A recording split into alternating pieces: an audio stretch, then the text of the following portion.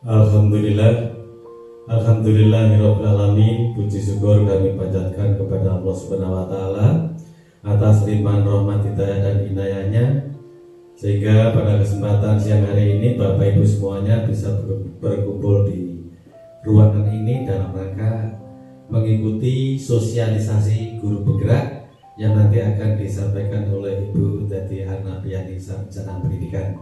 Cara sosialisasi guru penggerak ini dengan khidmat, dengan sungguh-sungguh, biar Bapak Ibu semuanya mengenal apakah itu guru penggerak. Sebelumnya mari sosialisasi guru penggerak ini kami buka bersama-sama dengan membaca basmalah. Bismillahirrahmanirrahim. Sosialisasi guru penggerak modul pertama atau modul 1 kami nyatakan dibuka.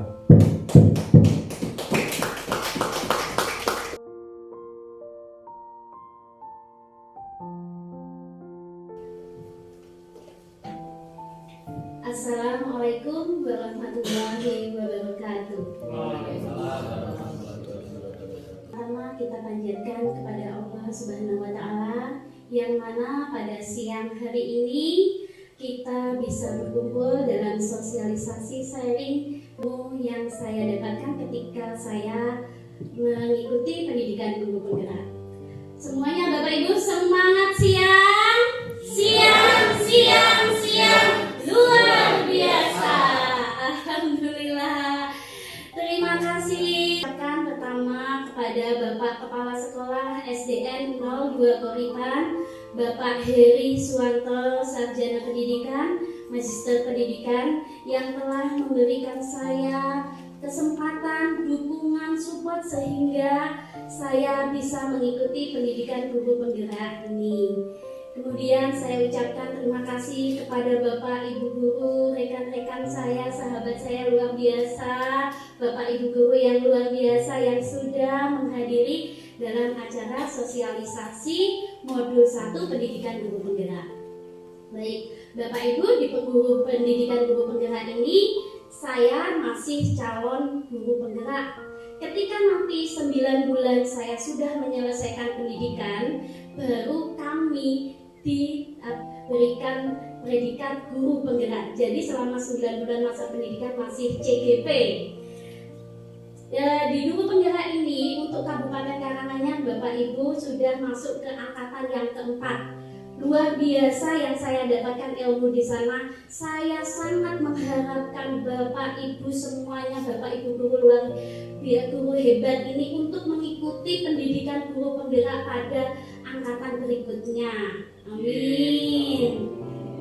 Dasar dari pemikiran pada pendidikan guru penggerak ini adalah beliau adalah seorang tokoh pendidikan. Semua guru insya Allah semuanya sudah mengenal siapakah Bapak tokoh pendidikan kita, yaitu si Bapak Ki Hajar Dewantoro. Nama asli beliau adalah Mbak Suwardi Suryaningrat. Beliau seorang bangsawan Bapak Ibu. Lahir di Jogja pada tanggal 2 Mei 1889 dan tanggal lahir beliau diperingati sebagai Hari Pendidikan Nasional. Seorang pencetus pendidikan Bapak Ibu, pemikirannya luar biasa. Ketika beliau masih ada di zaman bukan seperti ini modern, itu pendidikannya masih bisa kita pakai dan luar biasa dari refleksi pendidikan beliau. Pada usia 40 tahun pada kalender Jawa kalau zaman dulu, beliau mengubah namanya menjadi Ki Hajar Dewantara. Beliau mempunyai maksud supaya apa? Lebih dekat dengan rakyat. Beliau supaya tidak menggunakan gelar kebangsaannya, supaya bisa dekat untuk mengajarkan pendidikan pengajaran pada masa saat itu adalah kolonial Belanda, Bapak Ibu. Pandangan filosofi Bapak Ki Hajar Dewantara itu yang terkenal adalah Ing ngarsa sung tulodo, ing madya mangun karsa tutwuri handayani. Ini ada artinya Bapak Ibu. Ngarsa sung tulodo ini artinya yang depan, memberikan contoh, suri tauladan. Ing madya mangun karsa artinya yang tengah, membangkitkan semangat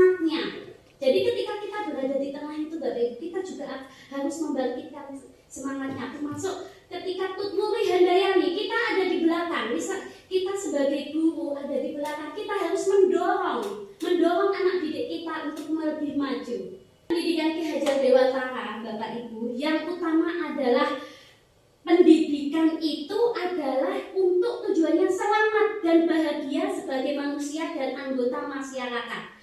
Dengan menggunakan trilogi tadi, ing ngaso sing tulodo ing madya mamekasa tuturi handayani. Bagaimana refleksi filosofi pendidikan menurut Ki Hajar Dewantara? Yang pertama, pendidikan itu adalah menuntun. Maksudnya pendidikan di sini adalah menuntun segala kekuatan kodrat yang ada pada anak-anak agar mereka dapat mencapai keselamatan, kebahagiaan yang setinggi-tingginya, baik sebagai manusia maupun anggota masyarakat.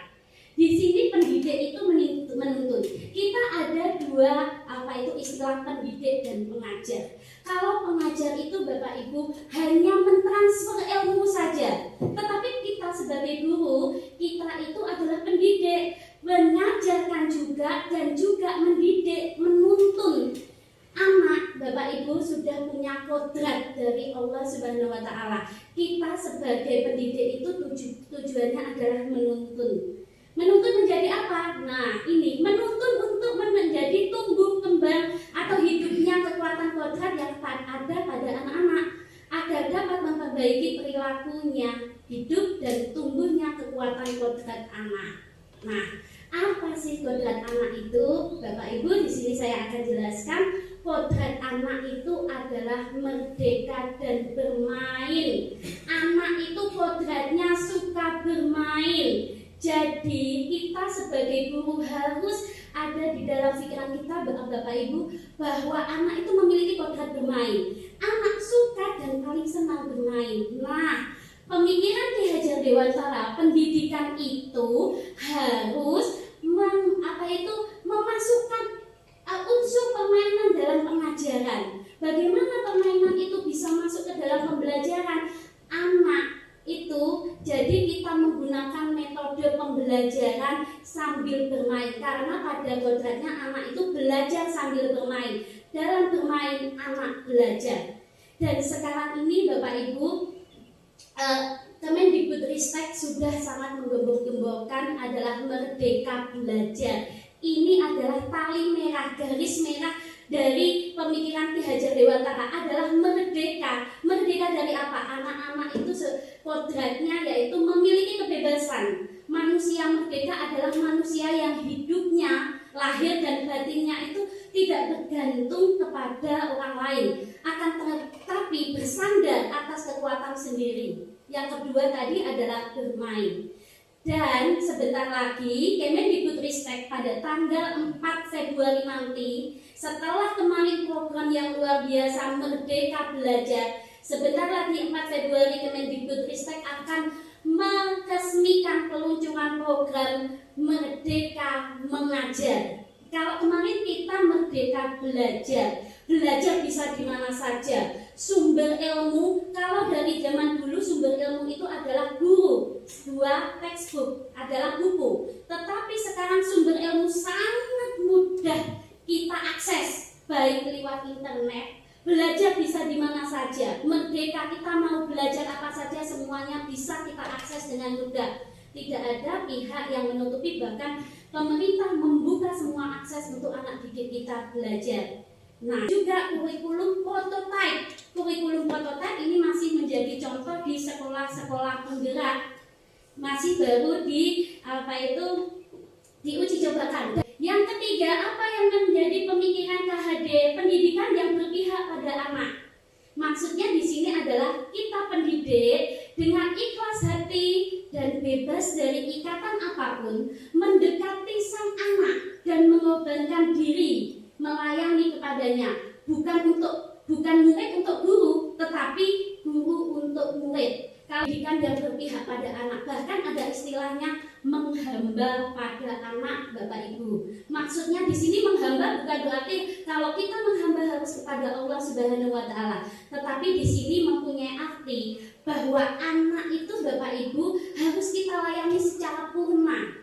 Kita yang harus melihat bagaimana tumbuh kembang anak, bagaimana karakternya anak.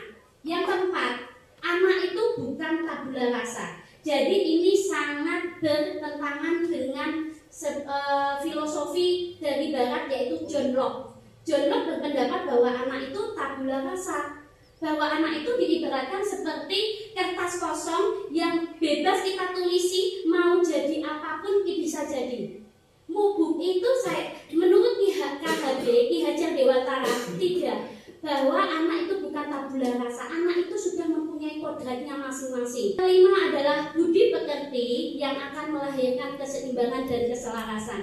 Dengan kita mendidik karakter, ini juga ada pada kurikulum 13 pendidikan karakter, ya ini pelajar dengan profil Pancasila. Bagaimana pelajar berprofil Pancasila? Yang pertama adalah beriman bertakwa kepada Tuhan yang Maha Esa.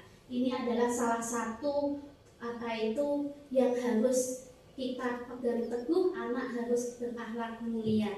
Yang kedua adalah berkebinekaan global, maksudnya mengenal, menghargai budaya, berbeda-beda tetapi tetap satu juga. Yang ketiga adalah bergotong royong, bagaimana kita bisa mendidik anak menjadi siswa yang bergotong royong. Kemudian kreatif, bernalar kritis, dan mandiri, menggunakan metode berbasis proyek, karena dengan berbasis proyek di situ semuanya dapat, bermainnya dapat, karakternya, kita mengembangkan karakter anak didik kita juga dapat, begitu. Yang keenam adalah konsep petani. Jadi bagaimana pendidik itu diibaratkan sebagai seorang petani, Bapak Ibu. Bagaimana petani itu? Guru itu adalah petaninya. Anak didik kita adalah benih jagungnya. Jadi sekolah itu ladangnya. Jadi setiap siswa itu diibaratkan sebuah benih. Kalau kita menanam jagung, pastinya kita beda dengan menanam padi. Menuntun, kita membersihkan hama-hamanya, kita memberi pupuk supaya tanaman itu menjadi subur, karakternya berkembang, seperti itu. Kemudian kita menyingkirkan hama-hamanya, sifat-sifat yang jelek, mungkin yang belum mereka tidak tahu bagaimana yang baik, kita singkirkan hama-hama tersebut. 1.4 tentang budaya positif. Nah, budaya positif diibaratkan adalah sebuah bundaran, lingkaran. Lingkaran itu untuk menjadi sebuah lingkaran besar dimulai dari lingkaran kecil. Kita kalau bermain pramuka lingkaran besar, kan mungkin kan lingkaran besar dulu. Ketika menjadi kecil pasti kita nanti bertabrakan, pasti lingkaran kecil, lingkaran besar. Nah, itu tidak akan bersinggungan. Budaya positif, sesuatu akan menjadi budaya itu mulai dari kebiasaan. Dimulai dari apa, Bapak Ibu? Dimulai dari pertama adalah peraturan kelas. Nah, dimulai dari yang paling kecil dulu, kelas yang kita ampuh. Peraturan kelas ini siapa yang membuat? Nah, mungkin ini menjadi hal yang baru, Bapak Ibu ya. Di pendidikan guru penggerak, kita mengenal yang namanya keyakinan kelas. Dimulai dari peraturan. Siapa yang membuat peraturan kelas? Siswa bersama dengan guru. Jadi kita bagaimana caranya? Kita memberikan siswa kita kesempatan untuk berpendapat. Bagaimana anak-anak kita ingin mewujudkan kelas kita kelas yang bagaimana? Seperti itu. Saya Bu Guru, kita harus saling piket. Oke. Caranya bagaimana? Kita memberikan mungkin kuesioner ataupun kartu, namanya kartu kita bagikan. Di kartu itu anak-anak silahkan menulis apa yang ingin kalian canangkan ataupun kalian inginkan di dalam kelas kita. Apakah datang harus 15 menit sebelum masuk? Itu tergantung pada kelas yang kita ampuh masing-masing dan karakter anak didik kita pada kelas masing-masing. Nah, peraturan sudah dibuat bersama guru dan murid, tetapi berasal dari murid. Kemudian akan menjadi sebuah keyakinan. Karena apa, Bapak Ibu? Ketika sesuatu itu sudah diyakini, sudah dipercayai dalam hati, diimani, kita akan mempunyai tanggung jawab moral untuk melaksanakannya dan tidak terpaksa. Karena kita yang membuat sendiri, anak-anak yang membuat sendiri peraturan tersebut. Kemudian dari keyakinan kelas kita sudah disiplin. Disiplin ini ada yang namanya disiplin positif. Jadi disiplin dalam arti tidak ada hukuman gitu Bapak Ibu. Kemudian akan berimbas ke lingkungan positif. Dari kelas 5 mungkin nanti kita Bapak Ibu bisa mempraktekkan pada kelas masing-masing. Dari kelas 1, kelas 2, kelas 3 kita buat seperti itu. Kita kita buat keyakinan kelas masing-masing dan itu akan nanti menjadi sebuah lingkungan positif. Lingkungan positif kalau sudah menjadi sebuah lingkungan, kita akan menjadi sebuah kebiasaan yang dianut atau yang disebut dengan budaya positif. Jadi kita yakini dalam hati, ikhlas, tidak merasa terbebani, kita akan menjadi kebiasaan dan itu yang dinamakan dengan budaya positif sekolah. Begitu Bapak Ibu. Jadi saya sebagai pendidikan guru penggerak, sebagai calon guru penggerak itu mempunyai visi. Satu guru penggerak mempunyai berbeda-beda visi. Begitu juga dengan saya, karena kita mempunyai murid yang berbeda, murid kelas 1 berbeda dengan kelas 2. Nah, Bapak Ibu, apa visi yang saya inginkan di kelas saya? Karena ini dimulai dari kelas, yaitu terwujudnya siswa yang berakhlak mulia, bernalar kritis dan kreatif. Itu yang kita kelas kita. Jadi kita itu di situ ada saya dan siswa saya Bapak Ibu ya. Jadi di situ ingin menjadi siswanya akhlaknya mulia. Kemudian bernalar kritis dan kreatif. Nah, di pendidikan guru penggerak bagaimana mewujudkan sebuah visi ini? Visi kalau hanya kita tulis kemudian tidak kita jalankan itu nanti hanya menjadi sebuah slogan. Nah, di pendidikan guru penggerak ini saya diajarkan bagaimana meraih sebuah visi dengan cara intuisi apresiatif bagja. Nah, seperti ini. Bagja, intuisi apresiatif maksudnya adalah metode dengan apresiatif pendekatan persuasif. Bagja itu singkatan Bapak Ibu, yaitu B-nya buat pertanyaan. Jadi kita mau bikin apa nih di kelas kita gitu ya? Kita mau bikin apa? Kita mau mewujudkan yang berakhlak mulia, berpikir, bernalar kritis dan kreatif. Nah, buat pertanyaan dulu. Ya, akhlaknya anak saya di kelas apakah sudah baik atau belum? Seperti itu. Kemudian apakah mereka selalu sholat 5 waktu ketika di rumah? Bagaimana mengerti mereka itu sholat 5 waktu atau tidak? Mungkin dengan cara kita memberikan pertanyaan ataupun kuesioner. Walaupun Bapak Ibu kuesioner itu validitasnya 60% karena masih bisa dimanipulasi, tetapi kita yang namanya anak, kita kalau dekat menghamba pada anak, kita akan tahu karakternya anak. Anak ini rajin. Ketika berdoa sikapnya sudah sempurna. Di kelas saya ada Bapak Ibu ketika berdoa itu masih yang pegang buku, terus kemudian masih ini gerak-gerak ke sana kemari ada. Nah, itu tugas kita mensurvei Bapak Ibu untuk mewujudkan apa visi kita tadi, berakhlak mulia. Kita jabarkan, atur eksekusi. Mau eksekusinya kapan nih Bapak Ibu gitu nggih? Kita mau eksekusinya di dalam kelas seperti ini. Setelah kita buat rencana, nah kita atur eksekusinya. Kita sudah bermodal keyakinan tadi, akhirnya kita berhasil untuk mewujudkan visi dari kelas kita masing-masing. Nah, ini adalah salah satu contoh keyakinan kelas Bapak Ibu.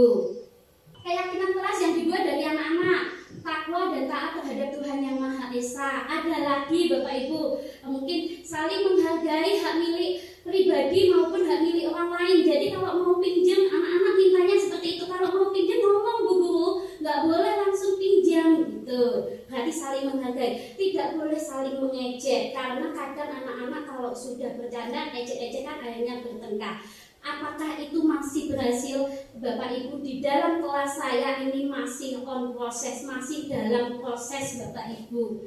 Nah, tadi pun ketika di sini ada anak yang mengalami bertengkar di kelas saya. Kemudian saya panggil Bapak Ibu. Nah, ini yang akan saya jelaskan tentang restitusi.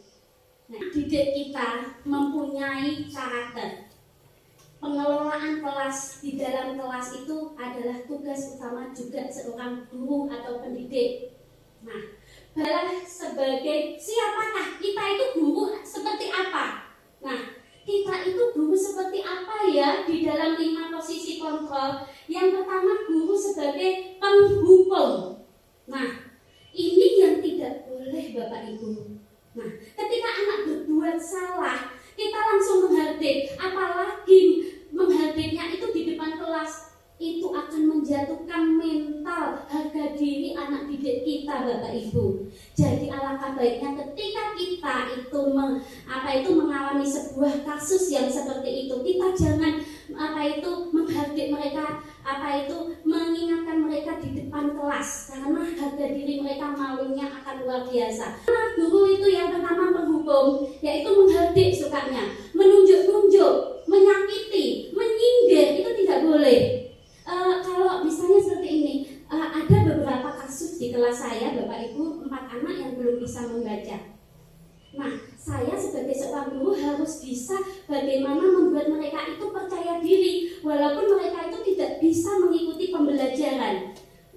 Di situ saya harus bisa melatih emosi saya, bagaimana saya harus bisa mendalami anak didik saya Bapak Ibu. Jadi tidak boleh menyindir, yang nggak bisa baca nih baca terus ya, tidak boleh seperti itu. Tetapi harus kita dekati secara personal. Kontrol membuat orang merasa bersalah. Nah, seperti apa? Berceramah Bapak Ibu. Sukanya kalau menasihati anak, berceramah dan mengatakan seharusnya kamu itu nggak nakal. Anak kita menjadi merasa bersalah Bapak Ibu. Seharusnya kan Ibu sudah mengatakan nih, kamu itu nggak boleh seperti itu salah. Nah, itu membuat anak merasa bersalah Bapak Ibu. Dan itu termasuk posisi kontrol yang membuat salah gitu loh, kontrolnya dari luar ya. Nah, bagaimana posisi yang baik Bapak Ibu sebagai guru ketika kita berada di kelas menemukan kasus-kasus seperti itu? Yang ketiga, ini yang masuk tiga ke depan ini adalah yang bagus Bapak Ibu. Guru sebagai teman. Nah, di situ bagaimana guru itu akan membuatkan alasan-alasan untuk muridnya. Ayolah nak, lakukanlah demi ibu. Kamu kan anak baik nih, merangkul sebagai seorang teman Bapak Ibu. Nah, pemantau maksudnya menghitung dan mengukur. Apa peraturannya seperti tadi ya? Peraturannya apa di dalam kelas? Nah, seperti itu. Kemudian kamu harus bisa menyesuaikan diri. Nah, hasilnya itu nanti menyesuaikan diri dengan baik dan diawasi. Dan yang terakhir, kelima adalah posisi sebagai seorang guru, sebagai seorang manajer atau pengawas. Manajer itu yang memanage. Nah, di sini, apa sih kebutuhan dasar manusia? Manusia, anak sama dengan kita mempunyai 4 kebutuhan dasar. Yang pertama adalah cinta kasih atau diterima di kelasnya. Yang kedua adalah penguasaan. Yang ketiga kebebasan, dan yang keempat kesenangan. Kita sebagai seorang manusia punya 4 kebutuhan dasar itu. Cinta kasih, kita ingin disayangi oleh keluarga kita, oleh suami dan istri kita, anak-anak kita. Ingin penguasaan, power. Nah, anak-anak ini juga punya kebutuhan power. Kadang seperti Sigit yang saya lihat itu Bapak Ibu, itu adalah power. Dia ingin merasa di temannya itu saya berkuasa. Saya walaupun dia merasa secara akademik kurang, tetapi dia mempunyai power. Nah, itu yang ketika power itu disalurkan ke hal negatif, itu tugas kita sebagai seorang guru untuk menuntun mereka menjadi kebutuhan dasar penguasaannya dituntun menjadi lebih baik. Kemudian kebebasan. Ini dalam pendidikan pembelajaran di kelas, anak itu juga bagaimana kita caranya untuk mengeksekusi ketika kita menemui kasus. Nah, disiplin positif tadi di pendidikan guru bergerak Bapak Ibu, saya mengenal yang namanya restitusi. Nah, apa restitusi itu Bapak Ibu? Restitusi adalah proses menciptakan kondisi bagi murid untuk memperbaiki kesalahan mereka, sehingga mereka bisa kembali pada kelompok mereka dengan karakter yang lebih kuat. Itu kita punya yang namanya segitiga restitusi, Bapak Ibu. Jadi ketika kita tadi sudah punya 5 posisi kontrol, yang baik adalah 3 ya Bapak Ibu tadi. Bagaimana kita caranya, actionnya, aksinya? Kita menggunakan metode segitiga restitusi. Yang pertama Bapak Ibu adalah validasi tindakan yang salah. Sebuah kasus misalnya tadi melaporkan, Bu, saya dinakali oleh Sigit.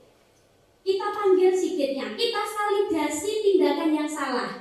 Nah, kemudian menanyakan lagi, anak-anak, kita sudah kemarin punya yang namanya keyakinan kelas nih, kalian yang buat sendiri tentang kerukunan. Apa keyakinan kelas kita? Nah, kita stabilkan identitas siswa kita.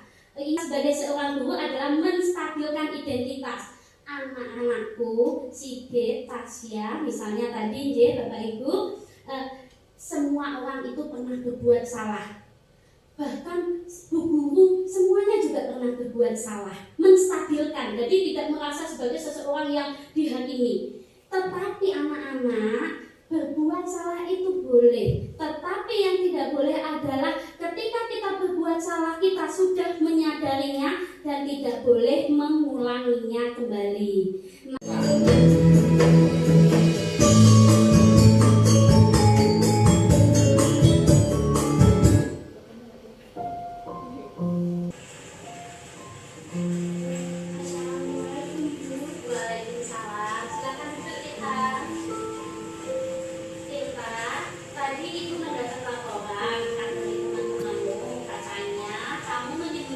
Mana perasaan kamu sekarang, Tirta? Saya menyesal telah membuat teman saya menangis, tapi saya merasa lega karena sudah meminta maaf kepada Aulia.